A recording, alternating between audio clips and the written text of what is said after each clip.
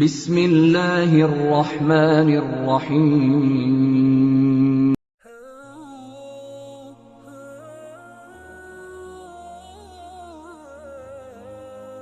رسول اللہ صلی اللہ علیہ وسلم نے فرمایا کہ ایک روز موسیٰ علیہ السلام نے کھڑے ہو کر بنی اسرائیل میں خطبہ دیا تو آپ سے پوچھا گیا کہ لوگوں میں سب سے زیادہ صاحب علم کون ہے؟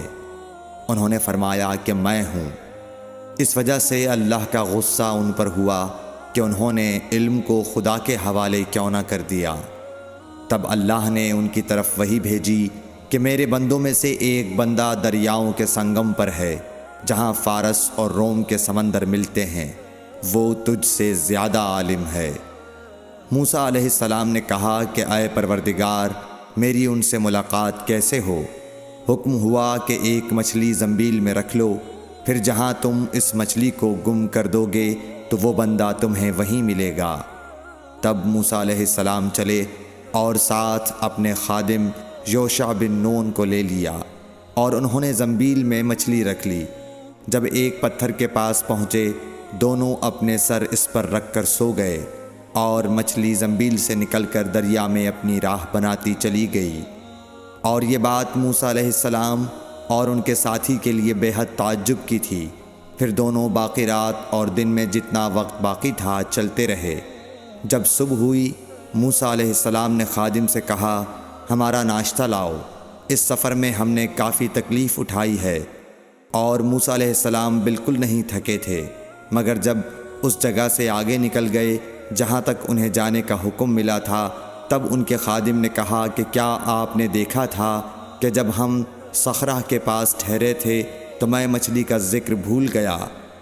بقول بعض صخرہ کے نیچے آب حیات تھا، وہ اس مچھلی پر پڑا اور وہ زندہ ہو کر بقدرت الہی دریا میں چل دی۔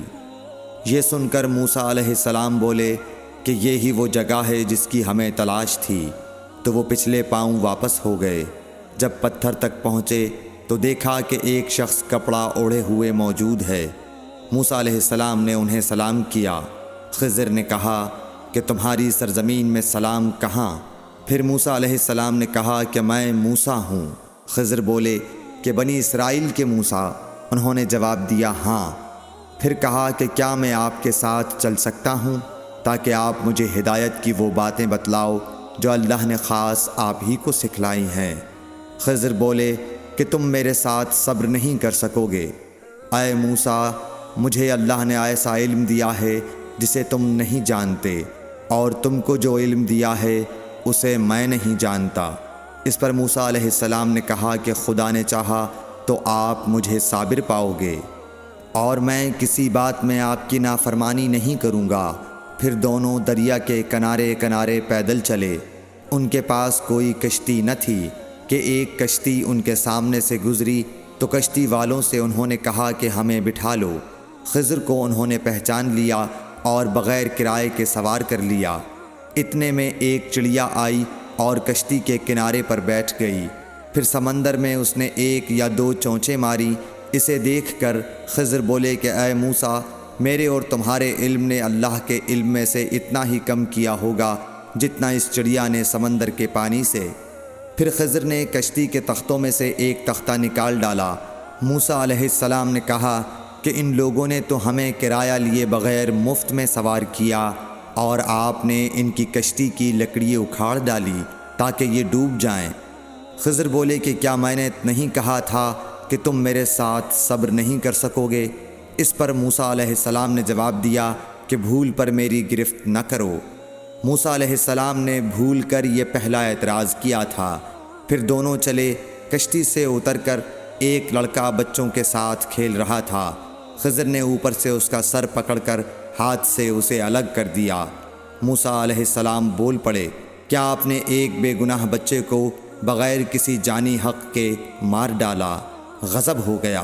خضر بولے کہ میں نے تم سے نہیں کہا تھا کہ تم میرے ساتھ صبر نہیں کر سکو گے؟ ابن عیینہ کہتے ہیں کہ اس کلام میں پہلے سے زیادہ تاکید ہے، کیونکہ پہلے کلام میں لفظ لکا نہیں کہا تھا، اس میں لکا زائد کیا، جس سے تاکید ظاہر ہے۔ پھر دونوں چلتے رہے، حتیٰ کہ ایک گاؤں والوں کے پاس آئے، ان سے کھانا لینا چاہا۔ انہوں نے کھانا کھلانے سے انکار کر دیا۔ انہوں نے وہیں دیکھا کہ ایک دیوار اسی گاؤں میں گرنے کے قریب تھی۔ خضر نے اپنے ہاتھ کے اشارے سے اسے سیدھا کر دیا۔ موسیٰ علیہ السلام بول اٹھے کہ اگر آپ چاہتے تو گاؤں والوں سے اس کام کی مزدوری لے سکتے تھے۔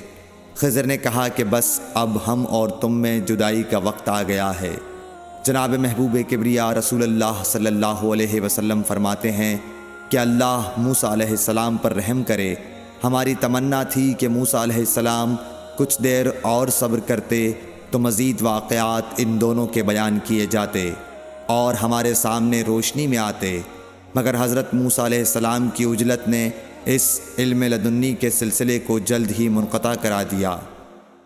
صحیح بخاری حدیث نمبر 122۔